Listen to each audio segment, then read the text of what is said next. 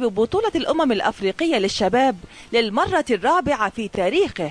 وحضر الاستقبال العامري فاروق وزير الدولة لشؤون الرياضة ومجلس إدارة اتحاد الكرة برئاسة جمال علام وأهالي اللاعبين، إلى جانب العشرات من المشجعين. وفور خروج البعثة من مطار القاهرة رفعت الجماهير الجهاز الفني واللاعبين على الأعناق. ولا شك البطولة الأفريقية أفردت العديد من العناصر صاحبة المستوى المتميز لتكون خير داعم لصفوف المنتخب الوطني الأول خلال الفترة المقبلة. الكأس الأفريقية أعادت البسمة على الوجوه، وأقدام الفراعنة الصغار كانت الأمل الذي أشرق من جديد في سماء البلد.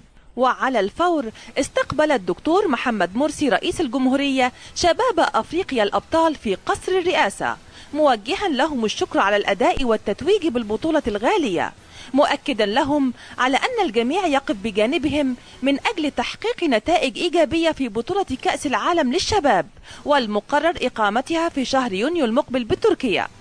فيما يبحث العامري فاروق وزير الدولة لشؤون الرياضة صرف 1,000,000 جنيه مكافأة لإنجاز الشباب وتحفيزهم قبل انطلاق بطولة كأس العالم، بالإضافة لرحلات عمرة للاعبين.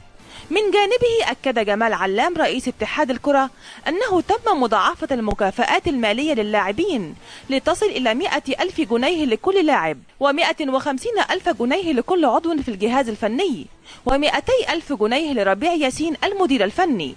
كما أبدى سعادته بالإنجاز الذي تحقق في ظروف صعبة، وقال أنه كان لديه ثقة كبيرة في عودة المنتخب بكأس البطولة. وكشف عن تجديد الثقة في الجهاز الفني بقيادة ربيع ياسين لقيادة المنتخب في بطولة كأس العالم والتصفيات الأفريقية المؤهلة لأولمبياد ريو دي جانيرو بالبرازيل 2016. نناقش اليوم داخل شارع النهار مع نجم منتخب الشباب أحمد رفعت كواليس تتويج الفراعنة الصغار بالجوهرة الأفريقية.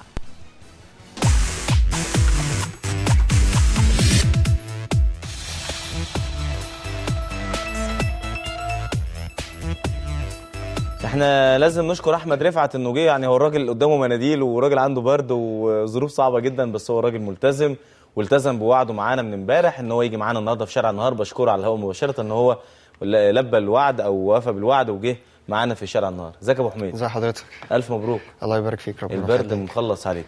والله النهارده دي عين الحسود دي ولا ايه؟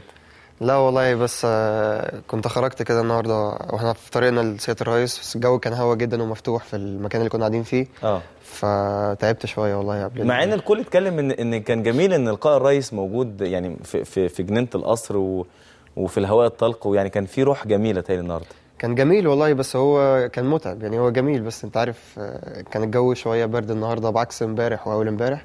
عشان كده جالي برد. يعني انت ما كنتش لابس تريننج؟ يعني كنت لابس، بس كان تحت كان خفيف شويه، وانا كان عندي اصلا من اول امبارح كده كنت تعبان من الطيران وتغيير الجو كتير وتغيير الجو. هو الجو هناك كان برد ولا؟ كان برد هناك كان برد. كان برد. الجزائر بصفه عامه في الفتره دي بتبقى برد شويه. كان برد فعلا بعكس هنا خالص يعني. قول لي لما كنتوا بتروحوا كل واحد كان بيروح للسيادة الرئيس وكان بيقف يتكلم مع انت قلت له ايه وهو قال لك ايه؟ مفيش، هم قالوا لنا قبل ما ندخل ان كل واحد يدخل يعرف نفسه لسيادة الرئيس. فانا دخلت قلت له انا احمد رفعت بلعب في نادي انبي، بلعب في منتخب مصر. قال لي انت مهاجم ولا مدافع؟ قلت له لا مهاجم. قال لي طب تعرف كابتن احمد رفعت بتاع الزمالك ليه علاقه بيك وكده؟ فقلت له لا بس تشابه الاسماء وكده. فقال لي طيب شد حيلك وان شاء الله ربنا معاك ويوفقك بس. وانت داخل على رئيس جمهوريه مصر العربيه، يعني طبعا يعني دي حاجه اي رياضي بيتمناها في حاله الانجاز وفي حاله التكريم. وانت داخل وانت رايح القصر، قول لي كنت بتفكر في ايه الاحاسيس اللي كانت جواك، وايه الاحاسيس اللي كانت جواك في الخطوتين اللي انت رحتهم او انت رايحهم على سياده الرئيس الدكتور محمد مرسي؟ مفيش والله، هو طبعا انا كنت فرحان جدا ان انا رايح اقابل سياده الرئيس يعني، وكل اللعيبه كان نفس الكلام. بس احنا عملنا انجاز وحققنا وتعبنا واجتهدنا في الاخر. يعني لازم نلاقي حاجه طبعا كبيره ان وسط اهلي ووسط الناس اللي اعرفهم واصحابي والناس كلها لما تقابل الرئيس الجمهوريه وتسلم عليه وبيكرمك والكلام ده كله، فدي حاجه كبيره جدا. كنت فرحان جدا طبعا ومبسوط وبس يعني. كان عندك رهبه مثلا؟ يعني كان في رهبه وانت داخل تسلم عليه ولا؟ لا عادي، هو طبعا مش رهبه، هو في شويه يعني خوف ان انت يعني تتكلم كلمه مش مظبوطه كده ولا كده، انت فاهم. بس فالكلام كان يعني احنا كنا عارفين الكلام قبل ما ندخل، تعرف نفسك واسمك، ولو سالك على حاجه ترده خلاص. مش قالوا لنا كده بالظبط، بس هو تعرف نفسك ولو سألك على حاجة ترد بسرعة، في يعني بسرعة وكده عشان الناس اللي بعديك وخلاص يعني. لو كان عندك حاجة ولا كده، هو سامح أصلا قال اللي عنده حاجة عايز يتكلم وهو بيتكلم، بس طبعا ما ينفعش يعني، أنت عارف. ما كانش ينفع. بس أنتوا ما اتكلمتوش لما جيتوا قعدتوا؟ اللي اتكلم كابتن ربيع ورئيس الاتحاد والوزير عمرو فاروق ومدام سحر الهواري. بالظبط صح كده؟ الناس المسؤولين يعني هم اللي انما انتوا ما اتكلمتوش؟ لا مفيش. كنتوا حابين تتكلموا مع الرئيس؟ هنقول له ايه طيب؟ يعني ما كانش في وانتوا قاعدين مع بعض ما كانش حد عنده حاجه عايز يقولها مثلا؟ اصل هنتكلم بالنسبه ليه؟ بالنسبه للبلد يعني، كلنا لسه صغيرين، ما فيش حد يعني يقدر يغير حاجه او عنده تطلعات لحاجه ممكن تفيد اكتر من الناس الموجوده يعني، فعشان كده ما كانش فيه كلام يعني. انت كان لك صوت في الانتخابات الرئاسيه؟ كان لي صوت. كان لك صوت؟ وانتخبت الدكتور محمد مرسي؟ لا ما انتخبتوش؟ لا. انتخبت فريق احمد شفيق؟ انما دي ما خلاص يعني، انت ده بقى رئيس الجمهوريه فانت رايح بالظبط. انا اول واحد قلت يعني، كنت امبارح حتى مع كابتن خالد، فقلت ان موضوع الصراعات والكلام ده اللي موجود في البلد، ان هو لازم يعني الناس دي هو اختير كرئيس خلاص لمده 4 سنين. المفروض ما حدش ليه علاقه بيه خالص، كل الناس تقف جنبه وتساعده ان هو يعني ينجح، ان هو يعني يقدر يعمل اي حاجه للبلد، لو حتى بنسبه 10 او 20 او 30%، عشان بعد كده بعد ال4 سنين بتوعه هيجي ناس ثانيه تكمل على كده. هو ممكن يكمل، ما هو هيكمل في حاله لو عدى 50 او 60%، يعني تفوق على النسبه المتوسطه. انت شايف ايه؟ انا شايف ان هو ما فيش حد هيعرف يكمل يعني، شايف ان هو حتى لو جه حد ناس ثانيه مكانه برضه الاخوان مش هتسيبه ويشتغل، معلش. ما هو هو بيشغال وانت بتعارضه، ما انت لو مشيته مش هيسيبك، برضه هيعارضك، وهنفضل طول عمرنا كده. انت قصدك اللي بيعارضوا الاخوان بكره الاخوان هيعارضوهم. ده طبيعي، ما فيش حد يعني. انا شايف ان هو ده مسك 4 سنين وموجود، خلاص خليه موجود ويكمل، وخلاص في ال4 سنين قدم حاجه وعمل، خلاص اهو موجود وهيكمل، وده رئيسنا وزي الفل.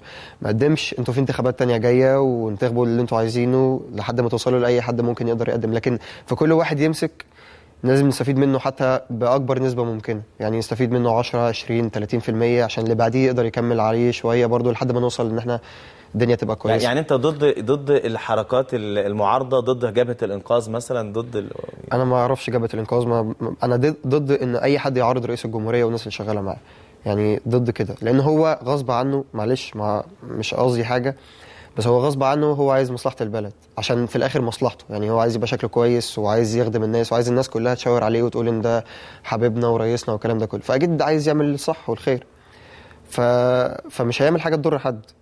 فلازم نساعده كلنا، ومعلش برضو الموضوع مش سهل يعني، 30 سنه انت عايز تغير في مثلا في شهر او شهرين؟ لا، ما هو برضو 30 سنه دول متهيالي ان هم عايزين 30 سنه زيهم عشان تقدر تغير بالظبط. فهو الراجل انا حابب كلامك، لان انت ما كنتش اديت له صوتك وبتتكلم كده ايا كان هو الشخص اللي انت ما اديتلوش صوتك، فدي يعني حاجه تحسب لك. هو مش عشان انا ما اديتش صوتي، هو ده الصح، انا ده رئيس الجمهوريه، يبقى رئيس الجمهوريه، احنا لو 3 قاعدين في مكان و2 اختاروا واحد، خلاص هو اختير وانا لازم اساعده عشان احنا كلنا احنا ال3 نبقى كويسين. لكن انا لو عارضته ما فيش، كلنا مش هنبقى كويسين، كلنا نعيش برضو في حاجه مش كويسه وحياه مش كويسه، لكن كلنا لازم نبقى معاه عشان في الاخر كلنا لازم هنبقى كويسين، حتى لو هنبقى كويسين بنسبه بسيطه، بس اللي يجي بعد كده هيحسن لحد ما نبقى كويسين خالص، لكن هنفضل طول عمرنا مش كويسين. في واحد لما تقابله تحبه، وفي واحد لما تقابله وتقرب منه، يعني تشوف المره، يعني انت ممكن مثلا اول مره احنا نتقابل دلوقتي، ممكن انت تحبني يا ما تحبنيش، يعني بتاعت ربنا سبحانه وتعالى. فانت اول مره تقعد مع الرئيس النهارده وانت ما اديتلوش صوتك زي ما انت بتقول، انطباعك بعد ما انت اتكلم معاك الجملتين دولت ومشيت، حسيت ان انت حبيته من القعده ديت؟ حسيت ان هو متبسط معاك وكان بيهزر، كان بيتكلم عن النجيله وهدف الفوز؟ انا شفت اللقاء كله، حسيت بايه بعد انطباعك عنه؟ كل الناس بتتباسط في اي مناسبه رسميه او في اي تكريم او في اي حاجه، كل الناس لازم تتكلم بطريقه كويسه، حتى لو انسان مش كويس هيتكلم بطريقه كويسه وهيتكلم باسلوب كويس وعايزك تحبه وعايزك تتبسط منه. ما تقدرش تحكم على حد انت احساسك الشخصي؟ ما حسيتش حاجه الحقيقه يعني، ما حسيتش ان انا حبيته، او ما حسيتش ان انا برضو انه في مشكله يعني. عادي يعني الناس كلها بتتكلم، اي حد في لقاء رسمي بيتكلم بالطريقه دي، عايزك تحبه، عايزك تبقى مبسوط منه، عايزك تبقى كويس معاه، وعايزك يعني عايز يسيب جواك حاجه كويسه، فطبيعي لازم يتكلم كويس. عايز اقول لك ان هشام النمره مخرجنا مبسوط منك قوي.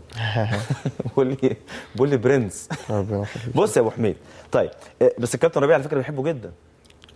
طبعا بيحب دكتور محمد مرسي جدا. طبعا.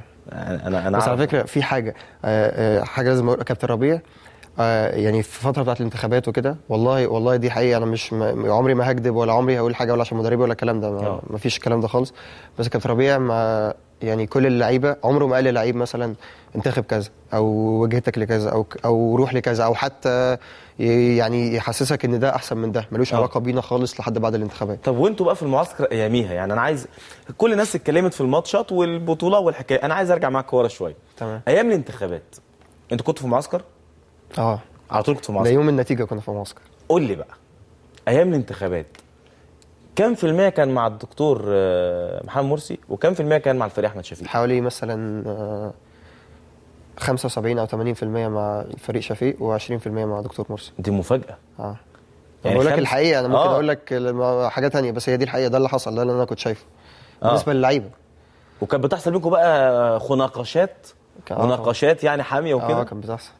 بس 20% قدام 80% كتير قوي. ما هو ما كانش بتحصل كلها في بعضيها، يعني كنا مثلا 4-5 في الاوضه، كل 2 كذا او 1 كذا 3 كذا و2 كذا، فاهم؟ فكانت كده. انما 80% كانوا ضد الدكتور محمد مرسي.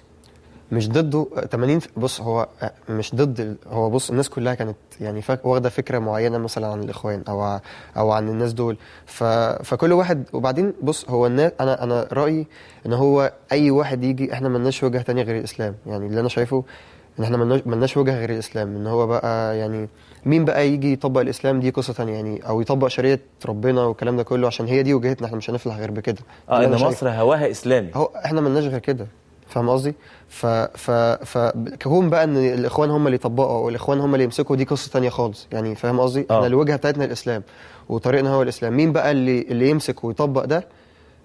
لان كنت دايما بسمع يقول لك مثلا ما ينفعش تخلط الدين بالسياسه وكده. ايه اللي هو الدين اصلا، السياسه هي الدين، يعني يعني اللي انا اعرفه ان امور السياسه ما بتتعالجش غير بالدين، فاهم قصدي؟ في القرآن الكريم وضع دستور الحياة بالظبط، لكن ما ينفعش ان انت تقول لي مش عارف يعني نعمل زي الغرب. نعمل زي الغرب في الحاجات اللي هي العامة اللي هي تفيدنا، لكن وجهتنا لازم نحتفظ بيها عشان نبقى كويسين زي ما هم بالظبط بيعملوا كده، يعني بياخدوا الحاجات الكويسة. عايز مصر تبقى دولة إسلامية؟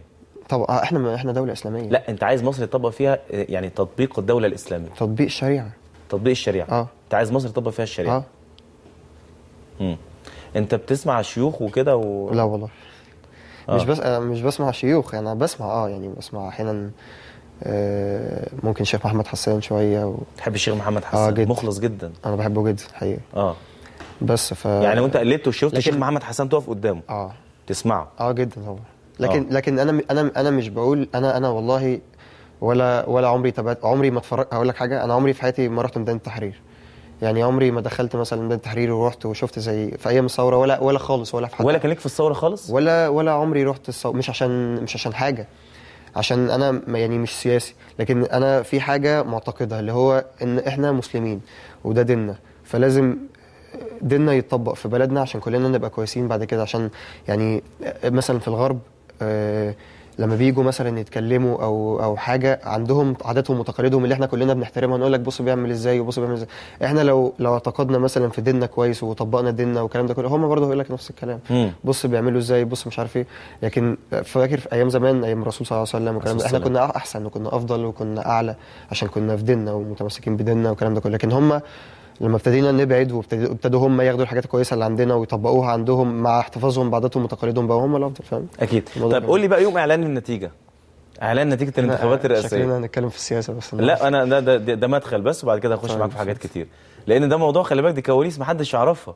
كواليس معسكر منتخب الشباب يوم الانتخابات الرئاسيه، محدش يعرف ده. حد كلمك في الموضوع ده قبل كده؟ لا. طب انا بكلمك اهو، خد مني الاختلاف شويه. قول لي ايه اللي حصل؟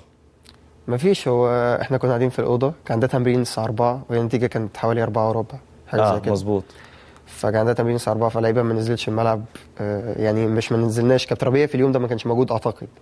فكان كابتن سعد هو اللي هيمسك التمرين. فكلنا كنا قاعدين في الاوضه، كنا في اوضتي اعتقد. كلنا كل الفريق وكلنا لابسين وكده، وعلى طول نسمع كلكم النتيجة. متجمعين في اوضه واحده؟ كلها هنلبس وننزل على التمرين. انت عارف في مشروع الهدف كان الاوض كده ممكن تنط من البلكونه كده في الارض تنزل على الملعب على طول. مظبوط. فكلنا كنا في اوضه واحده.